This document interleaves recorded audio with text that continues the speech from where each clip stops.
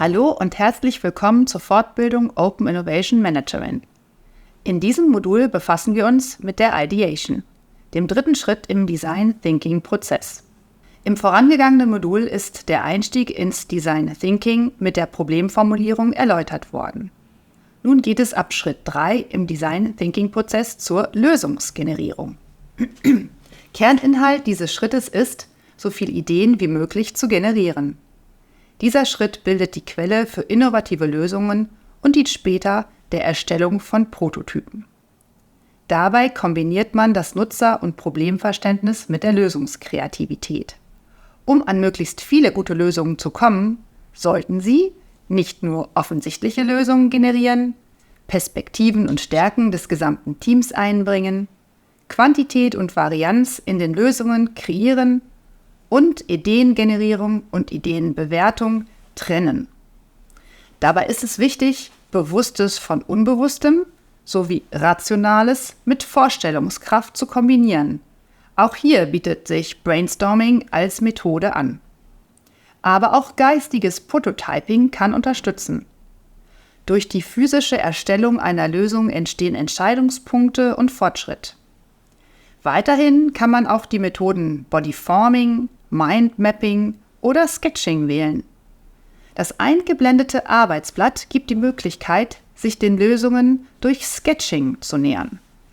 Jeder Teilnehmende skizziert zunächst mindestens 5 Lösungen. Anschließend teilt man seine Lösungen mit der Gruppe und gibt sich gegenseitig Feedback. Es schließt sich ein Prozess der wohlüberlegten Selektion an, um nicht sämtliches Innovationspotenzial zu verlieren, das gerade generiert wurde. Dafür nimmt man mindestens 3 Ideen mit ins Prototyping.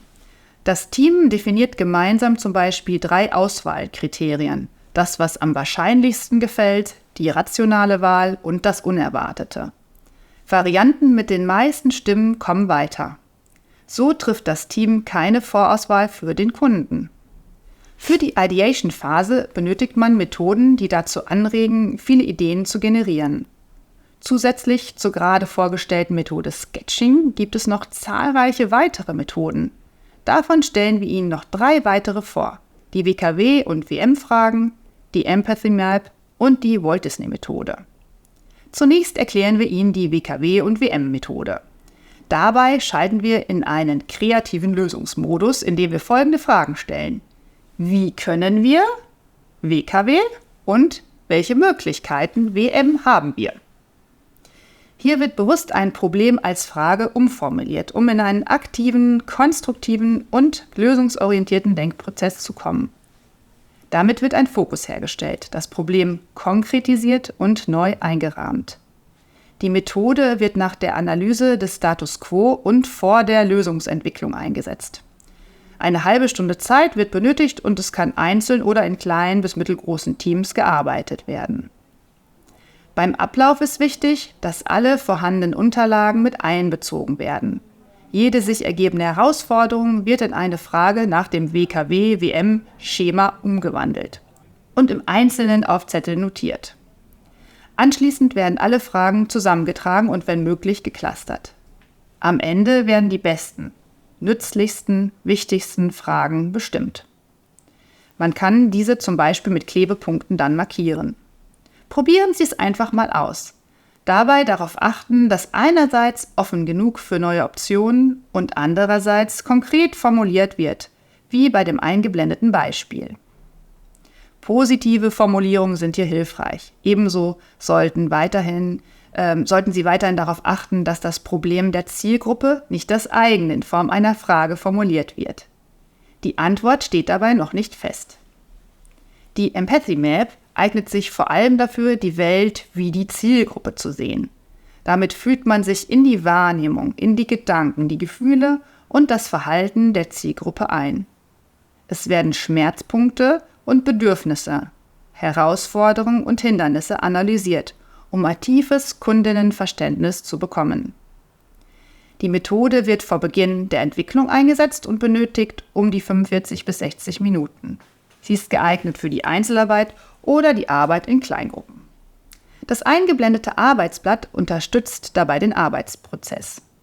Um die Empathy Map zu erstellen, werden zunächst nachprüfbare Informationen über die Zielgruppe oder Person gesammelt. Dafür eignen sich persönliche Interviews, Expertenbefragungen oder eine Webanalyse. Tipps zum Führen von Interviews bekommen Sie im nachfolgenden Modul Concept und Validation. Daraufhin wird die Empathy Map Feld für Feld mit Hilfe von Brainstorming ausgefüllt. Wenn in mehreren Gruppen gearbeitet wurde, eignet sich im Anschluss eine Feedbackrunde zur Verfeinerung. Nun kommen wir zu einer weiteren Methode, der Walt Disney Methode. Die Walt Disney Methode wird zur Ideenentwicklung oder Weiterentwicklung genutzt. Hierbei wird der Perspektivwechsel zur unterschiedlichen Betrachtung von Ideen genutzt. 3 Rollen werden eingesetzt. Die Rolle des subjektiven, enthusiastischen Träumers, die Rolle des logischen, systematischen Realisten und die Rolle des konstruktiven Kritikers. Die Methode eignet sich vor allem, um Entscheidungen zu treffen. Man versetzt sich dabei 10 bis 15 Minuten in eine Perspektive. Dabei startet man mit der Rolle des Träumers. Dann kommt der Realist und dann der Kritiker. Dies kann man einzeln oder in Kleingruppen durchführen. Der Durchlauf wird so lange wiederholt, bis die Anforderungen erreicht sind und keine neuen Ergebnisse aufkommen. Damit sind wir bereits am Ende dieses Moduls angekommen. Vielen Dank, dass Sie beim Thema Ideation dabei waren.